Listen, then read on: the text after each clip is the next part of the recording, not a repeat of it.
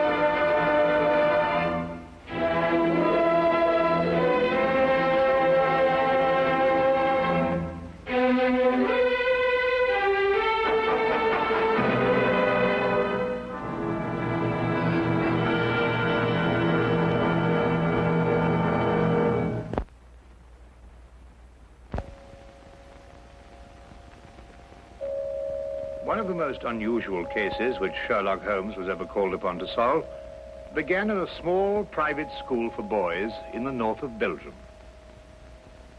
The boys' dormitory at 4 in the morning, lighted by a full moon, looked quiet and peaceful.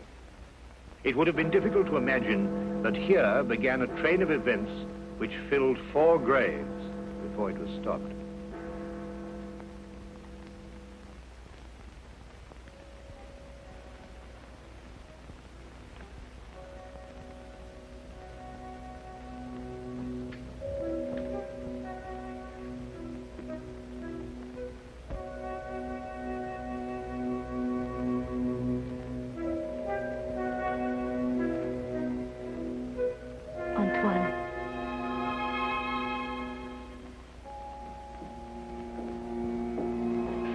Antoine.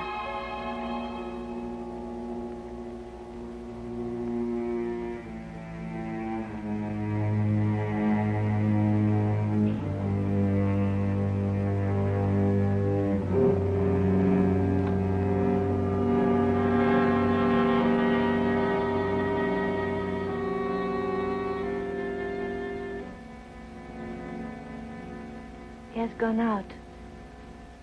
Didn't you try to stop him? I called his name. Either he did not hear or pretended not to. I was afraid to startle him.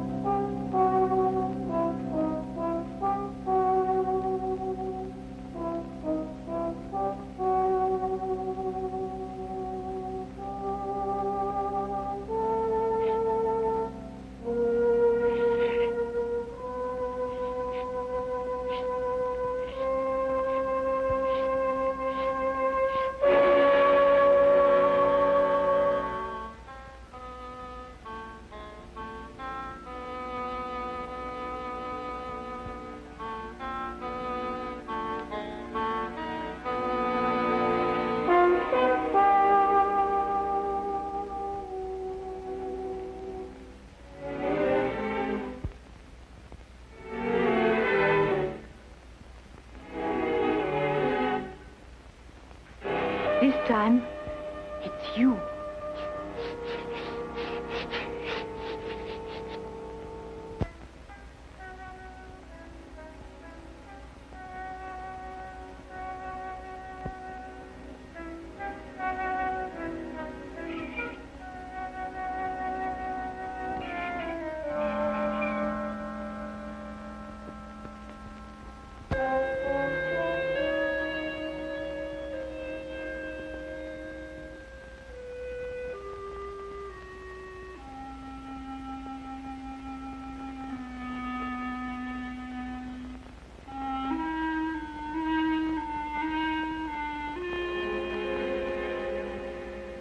Caroline.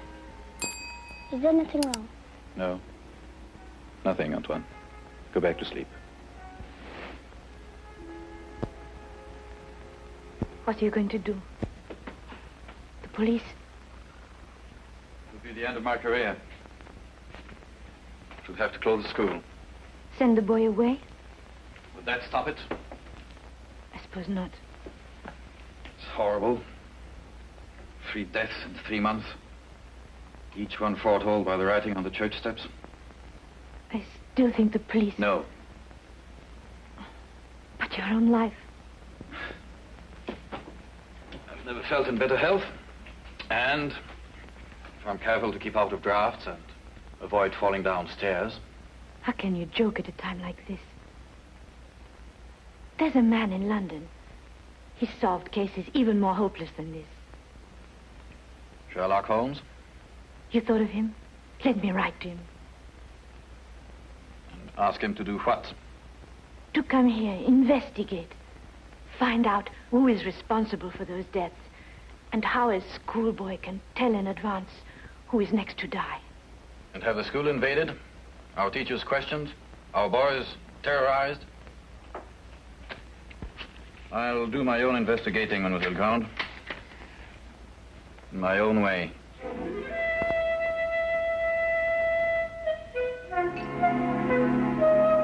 Some weeks later, a letter arrived at Baker Street. Holmes read it over once to himself and then aloud to me. Dear sir, it will be a source of eternal regret to me that I allowed myself to be dissuaded from writing to you sooner, Mr. Holmes. Now Mr. Carolan is dead of natural causes, the doctor says, though I am not sure he isn't mistaken. I pray that you will come to Arno without delay and lend us your assistance in putting an end to these ghastly occurrences. Respectfully yours, Marie Grande. You deduce that the writer of the letter was young? I'll go further than that. I'm prepared to wager that she's madly attractive to boot. Better and better. And on what do you base these interesting conclusions? Wishful thinking, my dear chap. Wishful thinking. Then wish no more. She is both young and attractive, with hair the color of autumn honey. Oh, did you read that between the lines? No. This came with the letter. Uh-huh. A lovely color, you'll admit, Watson. And from a beautiful young woman at that. Now, come, Holmes. That's neither logical nor factual, and you know it. You aren't the only one privileged to think wishfully, my dear Watson. Bravo. So you're going to take the case? Yes, and if you pack for us both, I'll arrange for tickets. The boat train took us to Dover. By mid-morning the following day, Holmes and I were sitting in the headmaster's study at the Arno school in the presence of Mademoiselle Marie Grande, who was indeed extremely attractive, with hair the exact shade of autumn honey. Then you're quite sure you've told me everything, Mademoiselle Grande? There is only the matter of the old woman, but I don't think it's important. Let me be the judge of that, mademoiselle. Her name is Madame Soulet. She's a harmless, feeble-minded woman who sells charms and love philters for the ignorant. Some have called her a witch. I see. And what is her part in this affair? She admits she went to see those whose names were written on the church steps and offered to sell them some charms against the evil omen. That's most interesting. Did any of the other victims purchase these charms? I can only speak for Monsieur Carolan. He did not. And what about the others? Were they persons of wealth? No. 2 were quite poor. The third one moderately well off. We have no really wealthy people here in Arno, Mr. Holmes. Except, of course, the Count de Passevant. You know the Count? No, indeed. I only happened to pass a carriage on the way boasting his coat of arms. However, I should like to have a word with this Madame Soulet, if that can be arranged. You have only to go to her house. It's on the edge of town, on the North Road.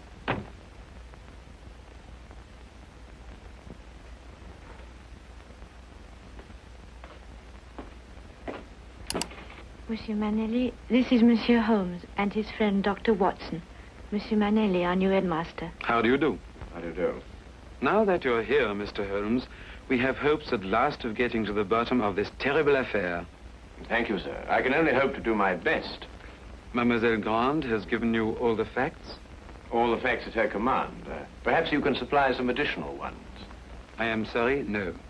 Mademoiselle Grande was the favorite member of the faculty here. She had Monsieur Carolan's confidence, not I. I see. And now that I've had the honor of meeting you gentlemen, I hope you will forgive me if I go to meet my class. But certainly. By the way, mademoiselle, Dr. Dimanche is waiting in the vestibule. Did you send for him? Yes, I did. I'll go and fetch him. I'll be back directly.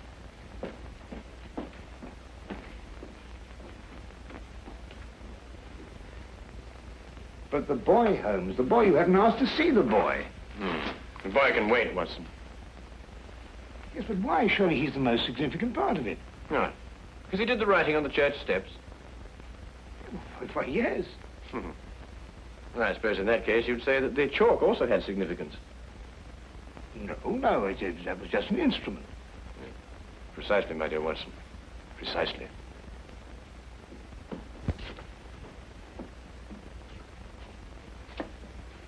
Mr. Holmes, this is Dr. Dimanche.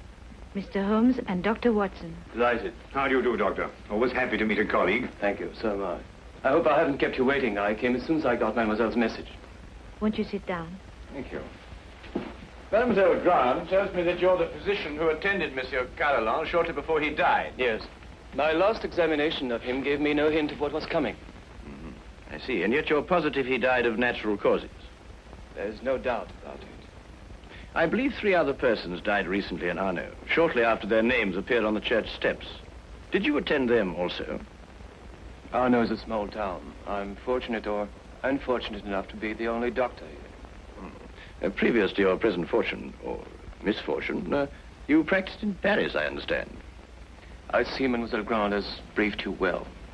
I told nothing of your past, Doctor. Then how do you know? Well, you dress with the flair of a Parisian.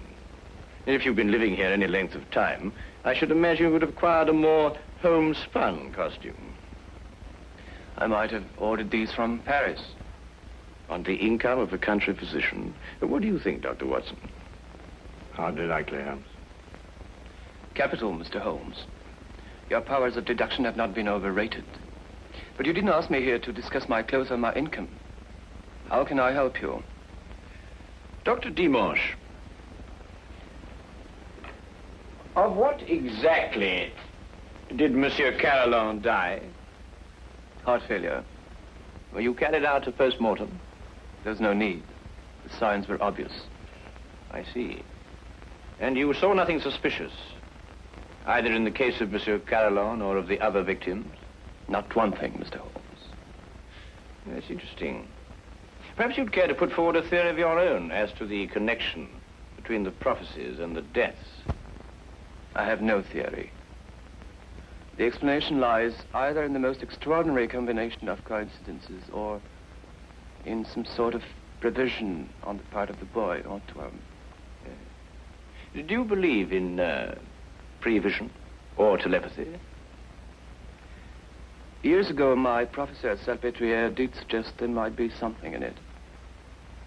For myself, I don't know. I neither affirm nor deny. Then I believe you can tell me nothing more for the present, Dr. Dimanche. Don't hesitate to call on me again. Now I must go back to my surgery. I may have a patient waiting. You never can tell. I'll be here early tomorrow afternoon for the monthly examination, mademoiselle.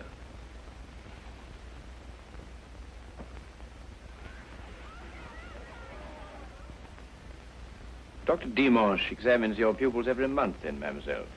Yes. The health of our pupils is of the greatest concern to us.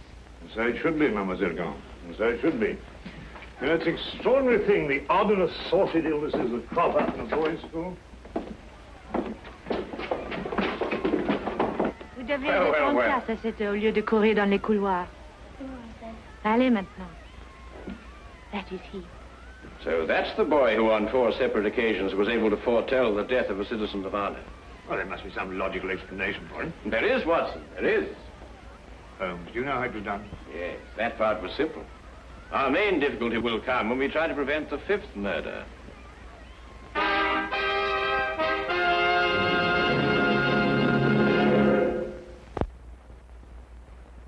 Turn to the case of the deadly prophecy. The church on whose steps the deadly prophecies were written stood less than 100 yards from the school. I had supposed that Holmes, with his usual attention to detail, would want to examine it thoroughly, but once again he surprised me. He did not stop.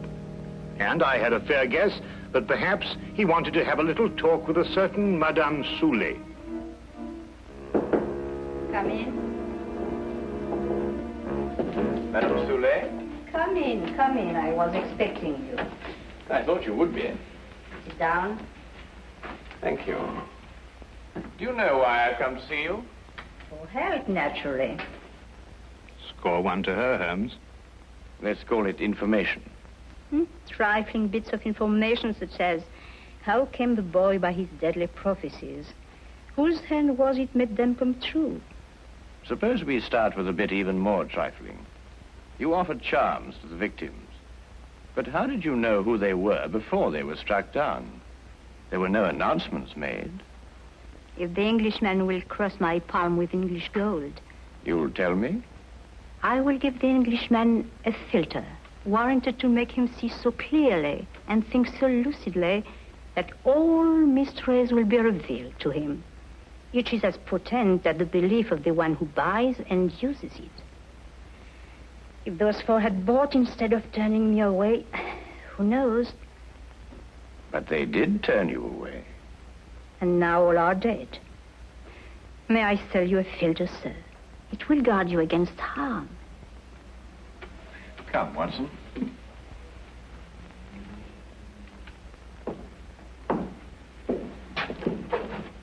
Good day, Madame Soulet.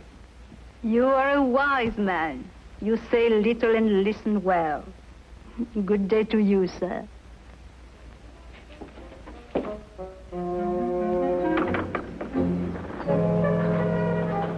Filters, bosh. We might be living in the Middle Ages. Not the Middle Ages, Watson, merely a small European village. Ah, Count Passavant, I believe. Oui, monsieur. How do you know? I saw you in your carriage, sir. Ah, are you enjoying your stay in our village, Mr. Holmes?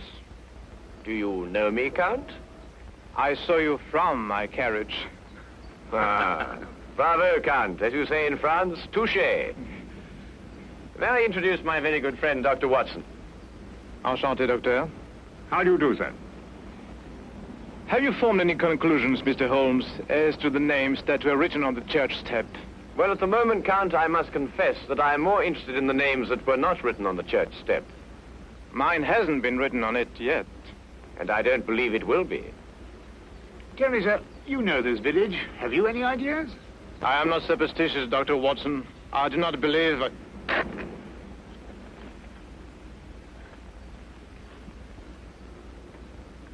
You're not superstitious, Count?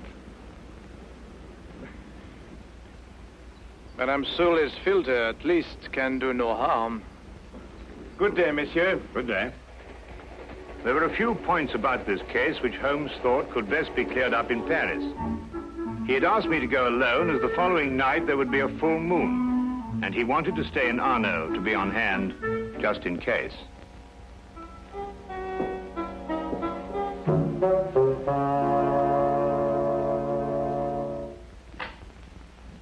What is it? What's happened?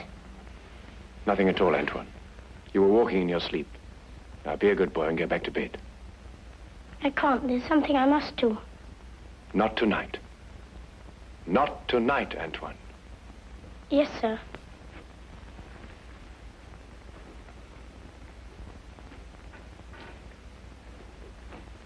What does it mean? It means that nothing further will happen tonight. Sleep well, Mademoiselle Grand.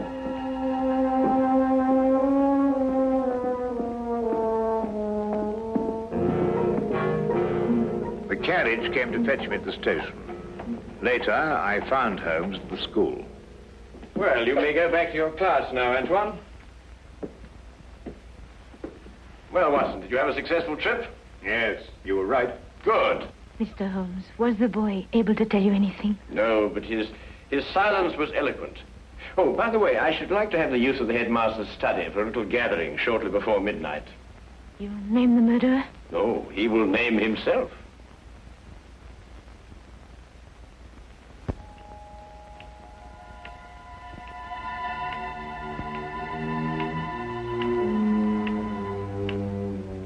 It's almost midnight, Mr. Holmes. Must we wait much longer? Ah, good evening, Count. I think you all know Count Passavant. Count, you met Dr. Watson in front of Madame Soulet's cottage. Would you be so good as to take that chair, Count? I expect you're all wondering why you've been invited here at such a late hour this evening. Well, we are concerned with the murder of Monsieur Carolan and of 3 other citizens of Arno before him. Mr. Holmes are sure they died natural death. I happen to believe that they were murdered. Now, the question is, with what motive? Profit? But these were ordinary people of modest means. The murderer could scarcely hope to enrich himself at the cost of their lives. Now, a thought occurred to me, and I decided to go and see Count Passavant and ask him if his life had been threatened too. It has been.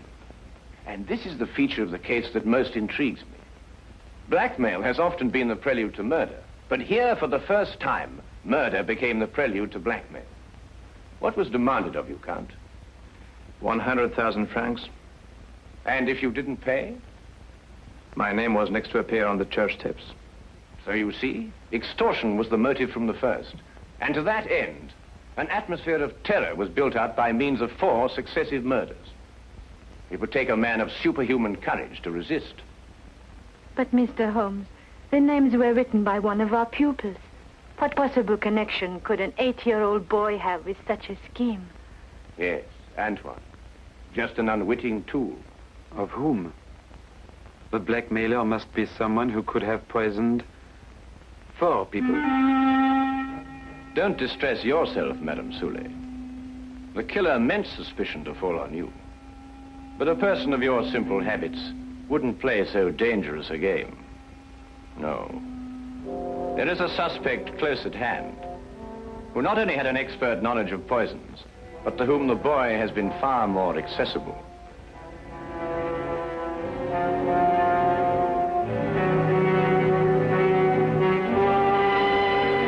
Accessible regularly once a month. This suspect was once a pupil of Dr. Charcot, who lectured on hypnotism at Salpêtrière Hospital in Paris. It would have been as easy for him to send Antoine on his monthly errands as to wind up a mechanical toy. Dr. Watson? Yes? Yesterday in Paris, you made certain inquiries into the character and education of this suspect. What did you discover? I discovered that he was a spendthrift and a wastrel who had quit Paris in order to escape his creditors. It's a lie. Calm yourself, Dr. Dimanche. I, too, have dabbled in hypnotism. This morning, Antoine and I had a little talk. I suggested that he come down here at midnight and point out the person who instructed him to write on the church steps. The person he was instructed not to remember when out of the hypnotic trance. It lacks but 1 minute to 12 now.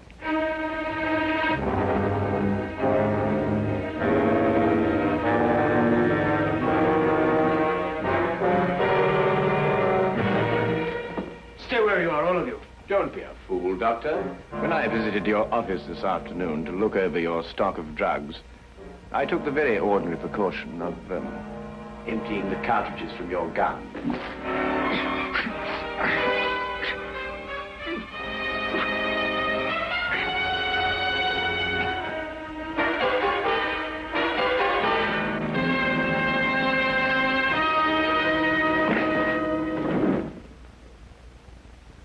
Should we wait for the boy to make the identification, Mr. Holmes?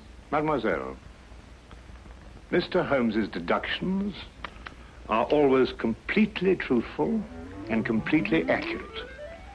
But the methods by which he achieves these ends are not always so straightforward. He said that he'd hypnotized the little boy to have him come here tonight at midnight. How did you know it was a bluff? You also said that the gun was unloaded. Oh,